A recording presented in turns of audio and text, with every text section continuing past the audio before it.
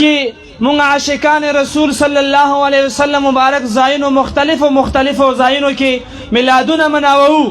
یو خبره زه تاسو په حضور کې کم، ډېرې خبرې به تاسو واورو او نن سبا خلک نورو ټینشنونو راغستی دي، نو بس د دین نه مذاق جوړ کړی دی دا بعضې خلکو، او بیا چې خبره مباحثه روانه شي چې یاره ما خو ګپ لګالو، نو مونږ خلک دمره لاندې راغلي یو چې دین به طور ګپ استعمالو. خبرې ته لږ ځان متوجه کو. مونږ الحمدلله دا میلادونه کو. هر څوک چې عشق او محبت په سینه کې لري نو هغه یې مني.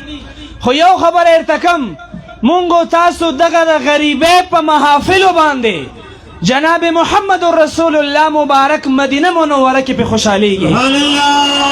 سبحان الله. او دا خبره سورة یونس کې دا کوم آیات کریمه چې راغلی دی، قل بفضل الله وبرحمته فبذلك فليفرحوا هو خير مما يجمعون.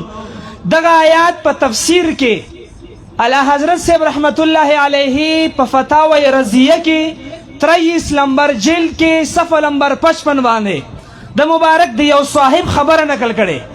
هغه صاحب کتاب نامه دو انسان الحیوان، دا لفظ لږ زکو انسان الحیوان.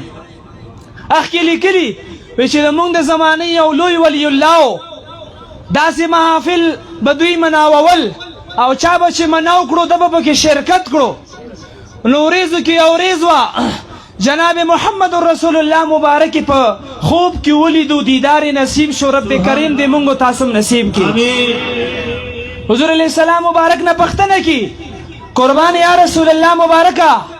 ډیر خلک عاشقان پتنګان د تاسو پراتک باندې خوشاله وي، جشن عید میلاد النبی صلی الله علیه وسلم مناوي، خرچی کی خلق راغواړي، محافل سجاوي.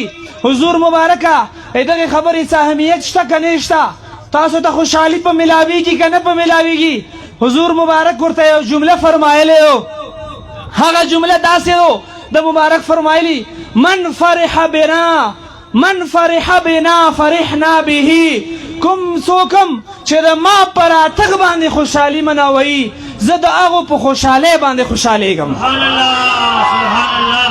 نو الحمدلله داسې معمولی پروګرام نه دی، دا د مینې او د محبت او د عشق پروګرام دی. خوش قسمت خلک یو چې داسې محافلو کې د تاسو شرکت نصیب شو. دنیا خلک وي، څوک به څه عیش او عشرت کې لګیا وي، څوک به څه، خو الله پاک د تاسو دغه نیت قبول و منظور کړي.